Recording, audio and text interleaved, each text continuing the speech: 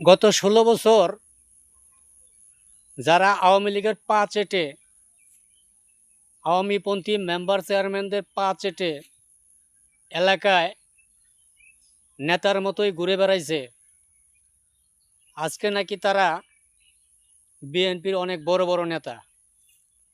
আমার প্রশ্ন হচ্ছে, আজকাল যেভাবে চতুর্দিকে বিএনপির নেতা গজাইছে ব্যাঙ্গের ছাতার মতো, গত ১৬ বছর যদি তারা মাথা তুলে দাঁড়াইতো, তাহলে কি পতিত স্বৈরাচার হাসিনা অবৈধভাবে গত ১৬ বছর ক্ষমতায় থাকতে পারতো?